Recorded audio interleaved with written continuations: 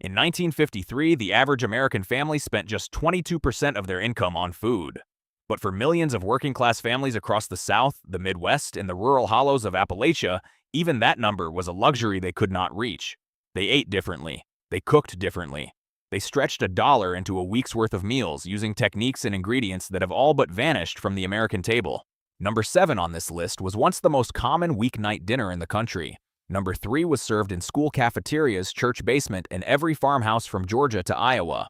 And number 1, the meal that kept more American families fed during the lean post-war years than any government program ever did has been almost completely forgotten. These 25 dinners fed a nation. Then we threw them away the moment we could afford to. Before we start, hit subscribe. What you are about to see might just make you pick up a phone and call your grandmother. Let's count down. Before there was cereal, before there were granola bars, before anything came in a box, there was bread and milk. A bowl, a few slices of day-old white bread torn into pieces, warm milk poured over the top, sometimes a pinch of sugar. That was supper. In rural homes across Tennessee, Kentucky, and West Virginia, this was the meal that appeared when the money ran out and the week was not over yet. Mothers called it a poor supper. Children did not know the difference. The bread swelled soft in the warm milk, turning the whole bowl into something almost like porridge. A loaf of bread cost about 16 cents in 1952. A quart of milk was 21. For a family of 6, this was dinner for under 50. No one talks about it now, but in 1,000 old farmhouses, this was the taste of getting through. Long before brunch became a lifestyle, working families across the Midwest turned canned creamed corn into a hot filling meal by ladling it over toasted white bread. A can of Green Giant creamed corn cost about 9. Bread was already on the counter. The whole thing came together in 5 minutes on a gas burner.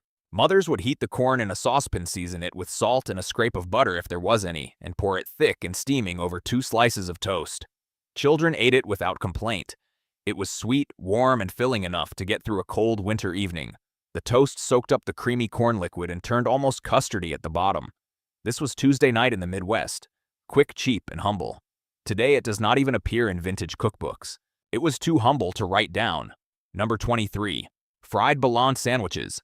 Every working-class kitchen in America had a roll of bologna in the refrigerator. It cost about 30 cents a pound in the mid-1950s and fed a family for days. But fried bologna was not a sandwich you threw together cold. Mothers cut thick slices, made 2 small notches in the edges so the meat would not curl, and laid them flat in a hot cast-iron skillet. The bologna would blister and brown at the edges, swelling in the center from the heat filling the kitchen with a smell that brought children running from 3 rooms away. Served on white bread with yellow mustard and maybe a slice of government cheese. Fried bologna was a proper hot meal. Not an afterthought, not a snack. Dinner. Men ate it after long shifts. Kids ate it before school. There was no shame in it because everyone was eating the same thing. Number 22. Crackers and milk. Some meals in post-war America existed purely to silence hunger before bed. Crackers and milk was one of them. Saltines broken into a glass of cold milk and eaten with a spoon were the unofficial supper of children across the rural South and Midwest on nights when there was nothing left to cook. It cost almost nothing. A box of saltines ran about a dime. The milk was already in the icebox. What made it a real thing, a ritual rather than a defeat, was the way mothers served it. The same way every time. The crackers went in first. The milk came after. You waited 30 seconds for the crackers to soften just enough to hold their shape. Then you ate fast before they turned to paste. Oral histories from the era speak of this with surprising warmth. It was the last thing before sleep. Simple, reliable. Theirs. Number 21st. Macaroni and tomatoes. This is not mac and cheese. This is not pasta with marinara sauce. This is something older and more honest than either of those things. Cooked elbow macaroni drained, tossed back into the pot with a can of whole peeled tomatoes broken up by hand salt pepper emper and a knob of bacon grease. That was it. The tomatoes coated the macaroni in an acidic, savory sauce that was nothing like anything from a restaurant. It was brighter, plainer, more filling. A can of tomatoes cost about 12 cents in 1955. A box of macaroni was 9. This fed 4 people with enough left for lunch the next day. Every Southern grandmother made this. Church cookbooks from Georgia to Mississippi listed it without ingredients because everyone already knew. Today's home cooks have replaced it with jarred pasta sauce and never looked back. That's the loss nobody notices. On farms across the rural South, and the Ozarks potato soup was not a starter, it was the meal. Diced potatoes simmered in water with a chunk of salted fatback or salt pork until the potatoes were soft enough to break apart with a spoon, creating their own thick, starchy picture of broth. Onions went in early. Salt and pepper went in at the end. A splash of canned evaporated milk if you had it turn the broth creamy without any butter or cream. Fatback cost about 8 cents a pound. Potatoes came from the root cellar or the garden. This dinner cost almost nothing and it filled every stomach at the table. The fat from the pork floated in small golden pools across the surface. Children dragged cornbread through the broth until the bowl was clean. Nothing was left. Nothing was ever left. Number 19. Wilted lettuce salad with hot bacon dressing. Here's where things get interesting. This dish, which sounds like something a fine dining chef invented, was actually the poor man's solution to limp garden lettuce and leftover bacon grease. Leaf lettuce straight from the garden was placed in a bowl. In the skillet, bacon grease was heated with a splash of apple cider vinegar and a pinch of sugar until it bubbled and spat. Then the hot mixture was poured directly over the raw lettuce. The heat wilted the leaves instantly. The vinegar brightened everything, and the fat created a glossy, rich coating that turned garden greens into something almost elegant. Served alongside cornbread or pinto beans, this was a full meal on a summer evening in Appalachia. The technique is barely mentioned today. It appeared in handwritten community cookbooks from Virginia to Arkansas, passed between neighbors who grew the same gardens and shared the same skillet. This was the dish that made 1 pound of ground beef. Feed a family of 6 without anyone feeling shortchanged. Hulled bell peppers scraped clean were filled with a mixture of brown ground beef, cooked rice, canned tomatoes, and onion. They were then baked in a dish with a little tomato juice in the bottom to steam them soft. The rice doubled the volume of the filling for almost nothing, and the pepper itself became the bowl, which meant less washing up. Every slice of meat was stretched by the rice and the vegetable. Every forkful had something different happening. Bell peppers cost about 5 cents each at a 1950s roadside market. Ground beef ran about 4 cents a pound. These sat in the center of weekend night dinner tables across Ohio, Indiana, and Illinois. They looked like effort. They felt like abundance. They were neither. Before tuna became the default pantry, protein canned salmon was the affordable fish that stretched across American working-class kitchens. A tall can of pink salmon cost about 25 cents in 1954. Mothers would drain it, remove the larger bones, mix it with cracker crumbs, egg, onion, and a spoonful of mustard, shape it into patties, and fry them in a skillet until golden on both sides. The outside crisped into a thin, crackling shell. The inside stayed moist and pink and almost creamy. Served with creamed peas or stewed tomatoes and a wedge of cornbread salmon patties were a Friday night supper that felt like something you would order at a diner. Children who refused to eat fish ate these without a second thought. The recipe lived in every women's club cookbook from 1940 to 1965, then disappeared almost entirely when canned tuna became cheaper and salmon became something you ordered at restaurants. Number 16, hamburger gravy over mashed potatoes. Farmers called it poor man's steak. Mothers called it hamburger gravy. Children just called it supper. Ground beef browned in a cast iron skillet with diced onion. Then a spoonful of flour stirred in to coat the meat and milk poured over slowly until the whole thing bubbled into a thick, savory white gravy with brown beef throughout. Poured over a mountain of mashed potatoes. That was it. Ground beef cost 43 cents a pound in 1956. A 5-pound bag of potatoes was 29.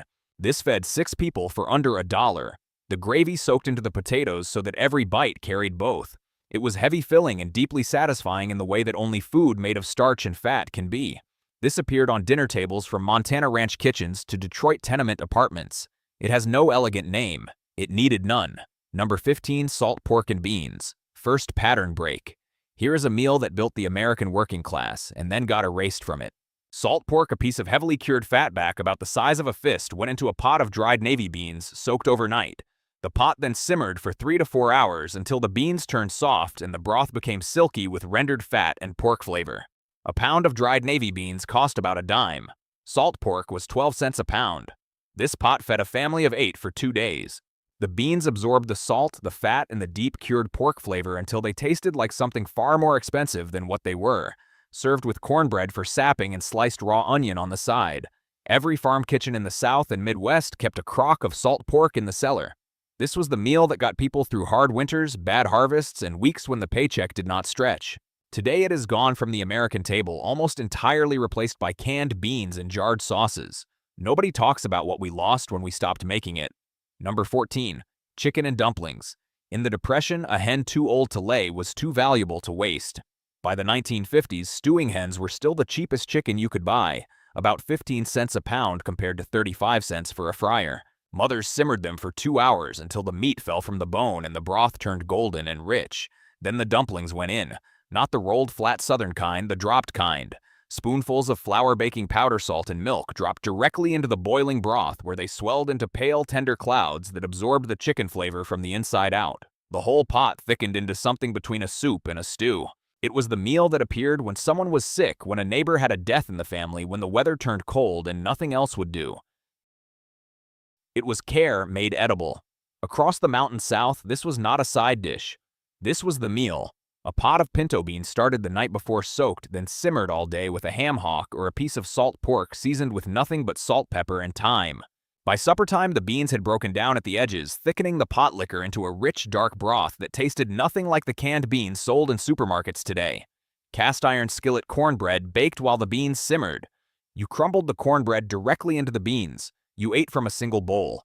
In parts of Kentucky and Tennessee, this dinner appeared 5 or 6 nights a week for families who could not afford anything else. The beans cost 8 cents a pound. The ham hock was a scrap the butcher practically gave away. This meal built generations of Americans who worked in coal mines and textile mills and never asked for anything fancy. They did not need fancy. They had this number 12. Navy bean soup with ham bone. If salt pork and beans was the everyday meal, navy bean soup with a leftover ham bone was the Sunday luxury. After Easter or Christmas, when the ham was picked clean, the bone went straight into a pot of soaked navy beans with diced onion, celery maize, and a bay leaf. By afternoon, the kitchen smelled like something you would find at a roadside diner, warm, meaty, and deeply comforting. The broth turned the color of weak tea, cloudy with dissolved starch, and each bean swelled full and yielding around its soft center. The last scraps of meat that fell from the bone during cooking floated through the soup in tender shreds. Senate bean soup, essentially the same thing, has been served in the United States Senate dining room since the early 1900s. That tells you everything about how sustaining this soup actually was. Today we buy boxed broth and skip the bone, the depth of flavor left with it. Number 11, creamed chipped beef on toast. The military called it something unprintable. Civilians called it SOS, and they ate it without complaint. Thin slices of dried, heavily salted beef, the kind that came in small glass jars for about 35 cents, were torn into strips and stirred into a thick white sauce made of butter, flour, yamar, and milk, then poured over white toast. The saltiness of the beef seasoned the sauce without any additional effort. The toast soaked up the cream gravy and turned soft beneath the weight of it.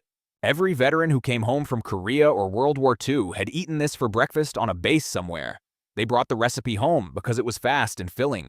Mothers who had fed families through rationing recognized it immediately. It appeared in American home kitchens throughout the 1950s as a weekend night supper, a quick lunch, a Sunday breakfast. Today it appears nowhere except in discussions of military nostalgia. Second pattern break. Food companies don't want you to think about this one too hard. Beef liver was one of the most nutritious foods an American family could put on the table in the 1950s. Packed with iron, vitamin B12, and protein, and it cost about 20 cents a pound. Butchers had more of it than they knew what to do with.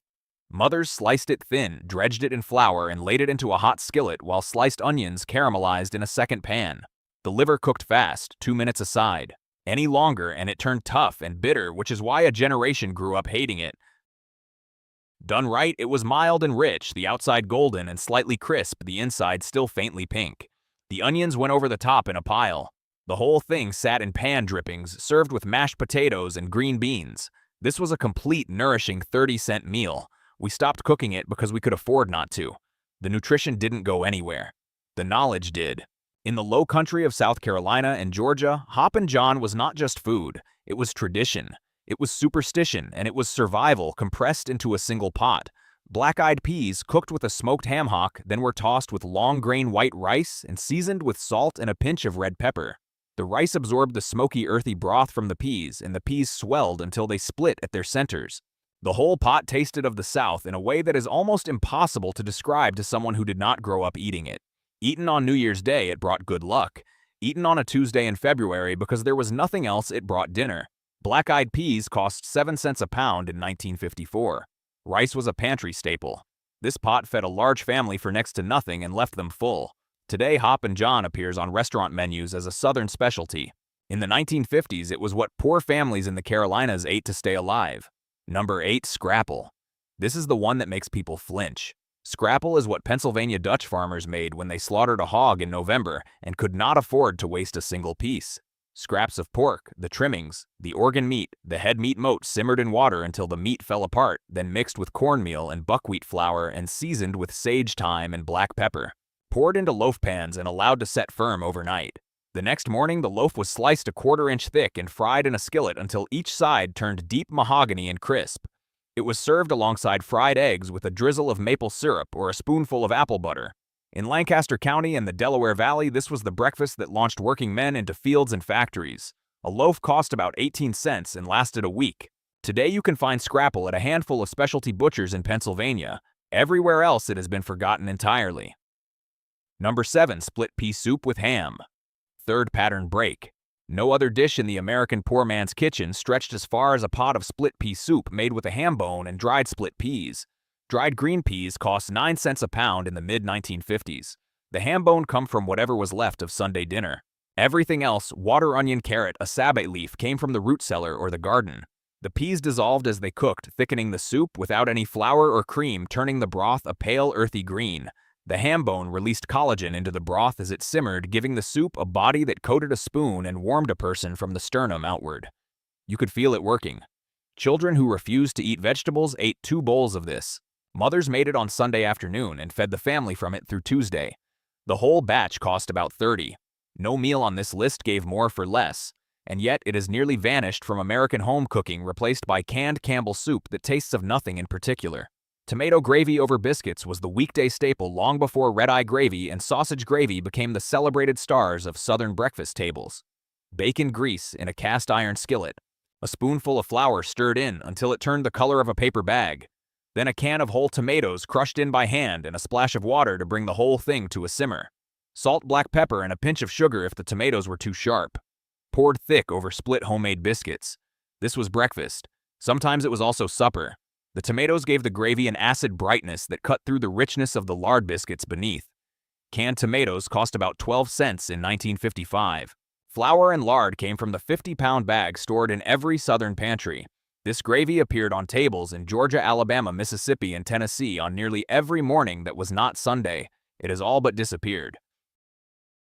The word succotash comes from Narragansett, meaning broken corn kernels, and the dish itself predates the United States by several centuries. Native Americans taught it to settlers, and settlers taught it to everyone who came after. By the 1950s, swatotash, cooked dried lima beans and corn simmered together with a piece of salt pork, had become the staple side that served as a main course in poor households. LMA beans ran about 10 cents a pound. Corn came from the garden or cost a nickel a can. The salt pork gave everything a fatty, smoky depth that made the simple combination of 2 vegetables taste like something far more substantial. In the South, a bowl of swatosh and a wedge of cornbread was a full meal. In New England, the same dish appeared with a different name and a slightly different bean. Every region had a version. Every version was cheap, nutritious, and filling. Today it appears as a side at summer cookouts and nowhere else. This requires a specific clarification.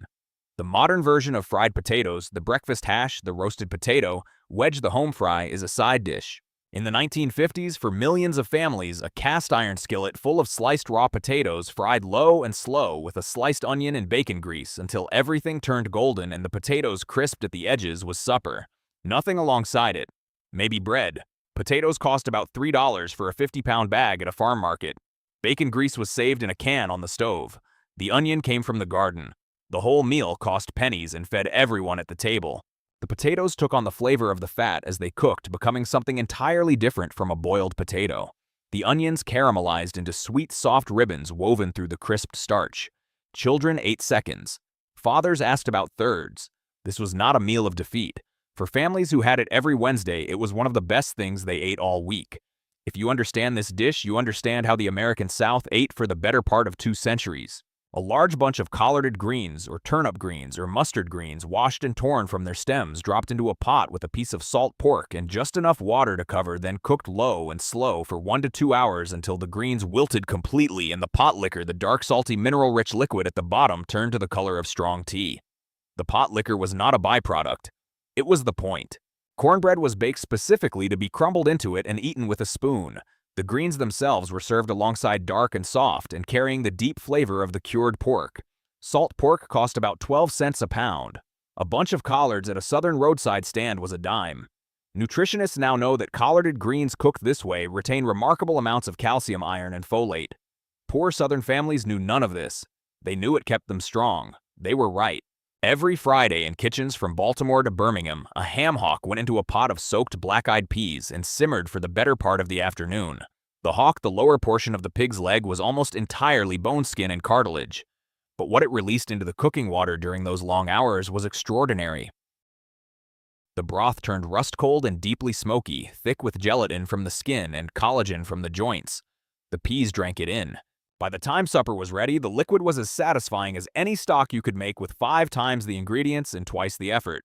The meat that fell from the hock, small, almost stringy pieces of heavily smoked pork, was divided among the plates. Ham hocks sold for about 15 cents each in the 1950s.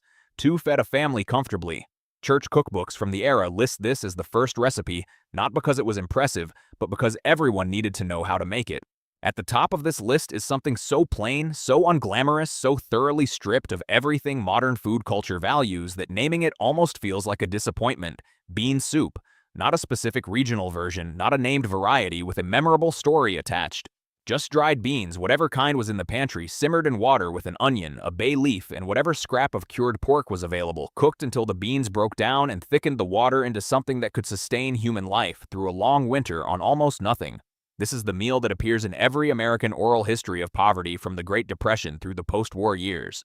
In Appalachian mining communities, in Dust Bowl farm towns, in urban tenements from Chicago to Cleveland, in the sharecropper shacks of the Mississippi Delta, bean soup was what kept families alive when everything else ran out.